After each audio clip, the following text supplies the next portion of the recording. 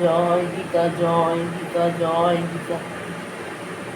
যজ্ঞাদি কর্ম বেদ থেকে উদ্ভূত হয়েছে এবং বেদ সম্যক রূপে প্রকাশিত হয়েছে অক্ষর বা পরমেশ্বর ভগবান থেকে। অতএব সর্বব্যাপক ব্রহ্ম সর্বদা যজ্ঞে প্রতিষ্ঠিত আছেন।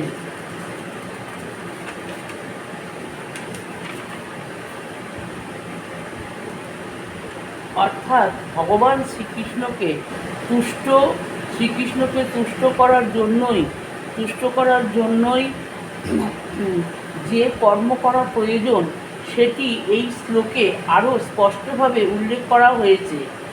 যজ্ঞপুরুষ শ্রী বিষ্ণুর সন্তুষ্টির জন্য কর্ম করতে হলে আমাদের অবশ্যই ব্রহ্ম বা দিব্য বেদের নির্দেশ অনুসারে তা করতে হবে।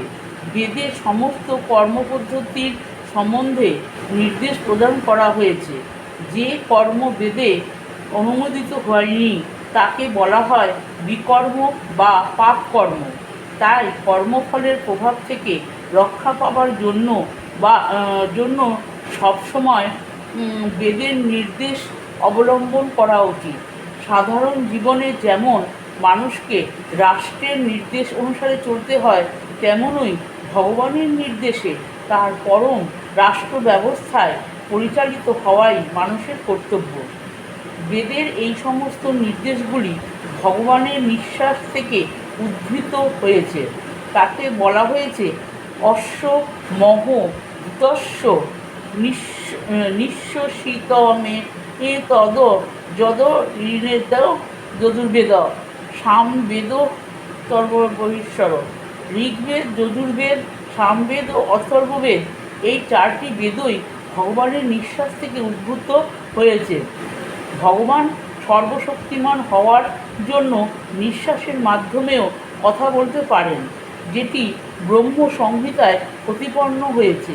সর্বশক্তিমান ভগবান তার যে কোনো ইন্দ্রিয়ের দ্বারা অন্য সব ইন্দ্রিয়ের কাজ করতে পারেন, অর্থাৎ ভগবান তার নিঃশ্বাসের দ্বারা কথা বলতে পারেন এবং তার দৃষ্টির দ্বারা গর্ভ সঞ্চার করতে পারেন। প্রকৃতপক্ষে ভগবান জড় প্রকৃতির প্রতি দৃষ্টিপাত করেন এবং তার ফলে সমস্ত বিশ্ব চরাচরে প্রাণের সঞ্চার হয়। জড় প্রকৃতির গর্ভে বদ্ধ জীবেদের সৃষ্টি করার পর তিনি বৈদিক জ্ঞানের মাধ্যমে নির্দেশ প্রদান করেছেন, যাতে এই সমস্ত বদ্ধ জীবেরা চিন্ময় জগতে তার কাছে ফিরে যেতে পারে।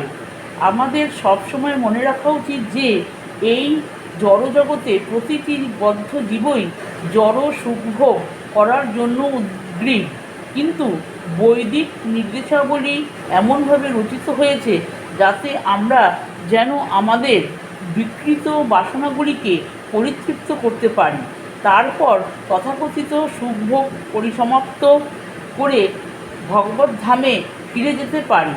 বদ্ধ জীবেদের মুক্তিলাভ করার জন্য এটি একটি সুযোগ। তাই বদ্ধ জীবেদের অবশ্যই কৃষ্ণ ভাবনায় উদ্বুদ্ধ হয়ে যজ্ঞের পন্থা অনুসরণ করা উচিত। এমনকি যারা বৈদিক নির্দেশ অনুসারে জীবনযাপন করতে পারে না, তারাও কৃষ্ণ ভাবনার আদর্শ অবলম্বন করতে পারলে বৈদিক যজ্ঞ সম্প্রদানের সুফলগুলি প্রাপ্ত হবে।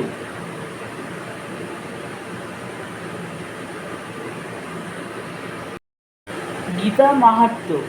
গীতা শাস্ত্রমিদং পুণ্যং য পঠতে প্রযত পুমান বিষ্ণু পদবাপনীত ভয় শোকাদিবর্জিত। শ্রীমদ্ ভাগবত গীতার দিব্য উপদেশ যথাযথভাবে পাঠ করতে পারলে অতি সহজেই সমস্ত ভয় ও উদ্বেগ থেকে মুক্ত হওয়া যায়। এই জীবনে ভয় ও শোকাদি থেকে মুক্ত হয়ে পরবর্তী জীবনে বিষ্ণু পাদপদ্মে চিন্ময় স্বরূপ অর্জন করা যাবে। গীতাধ্যানের শিলস্য প্রাণায়াম পরস্য চ নৈব সন্তি হি পাপানি পূর্বজন্ম কৃতানি চ। কেউ যদি আন্তরিকভাবে এবং অত্যন্ত গুরুত্ব সহকারে ভাগবদ্গীতা পাঠ করে, তাহলে ভগবানের করুণায় তার অতীতের সমস্ত পাপকর্মের ফল তার ওপর আর ক্রিয়াশীল হবে না।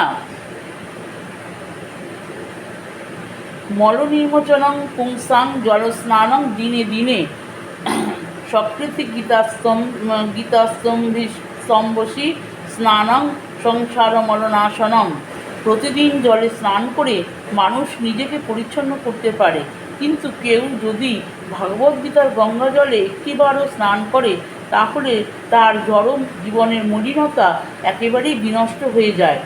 গীতা সুগীতা কর্তব্যা কিমন্য শাস্ত্র বিস্তরয় যা স্বয়ং পদ্মনাভস্য মুখপাদ্য বিনিসৃতা। স্বয়ং পরমেশ্বর ভগবান পদ্মনাভের মুখপদ্ম বিনিসৃত পরম বাণী সমৃদ্ধ শ্রীমদ্ভাগবত গীতা পাঠ করাই পরম কর্তব্য। তা পাঠ করার পর অন্যান্য শাস্ত্র পাঠ করার আর কি প্রয়োজন থাকে? ভারতামৃত সর্বস্বং বিষ্ণুপ্রদম বিনিসৃতম গীতা গঙ্গোদকং চিত্তা পুনর্জন্ম ন বিদ্যতে। গঙ্গাজল পান করলে অবধারিতভাবে মুক্তি পাওয়া যায়, আর যিনি ভগবদ্গীতার পুণ্য কিছু পান করেছেন তার কথা আর কি বলবার আছে। ভগবদ্গীতা মহাভারতের অমৃত রস, যা আদি বিষ্ণু ভগবান শ্রীকৃষ্ণ নিজেই বলে গেছেন। সর্বোপরি নিষদ গাব দুগ্ধা গোপালনন্দন পার্থ বৎস সুধীর ভক্তা দুগ্ধং গীতামৃতং মহৎ। সমস্ত উপনিষদের সারাতিসার এই গীতোপনিষদ। ভাগবদ্গীতা ঠিক একটি গাভীর মতো এবং রাখাল বালক রূপে প্রসিদ্ধ ভগবান শ্রীকৃষ্ণই এই গাভীকে দহন করেছেন। অর্জুন যেন ঠিক গোবৎসের মতো এবং জ্ঞানীগুণী ও শুদ্ধ ভক্তেরা ভগবদ্গীতার সেই অমৃতময় দুগ্ধ পান করে থাকেন। একং শাস্ত্রং দেবকীপুত্র গীতম এক দেবকীপুত্র এব এক মন্ত্র তস্য নামানি জানি কর্মপেকং তস্য দেবস্য সেবা। এই শ্রীমদ্ ভাগবত গীতা মাতা দেবকীর পুত্র শ্রীকৃষ্ণের দ্বারা গীত হয়েছে, আর শ্রীকৃষ্ণই এক এবং অদ্বিতীয় পরমেশ্বর ভগবান। তার দিব্য নামই সমস্ত মন্ত্রের সারস্বরূপ পরম মন্ত্র, এবং তার শ্রীপাদপদ্মে অর্পিত সেবাই ভাগবত সেবা বা জীবের একমাত্র কর্ম। জয় গীতা, জয় গীতা, জয় গীতা।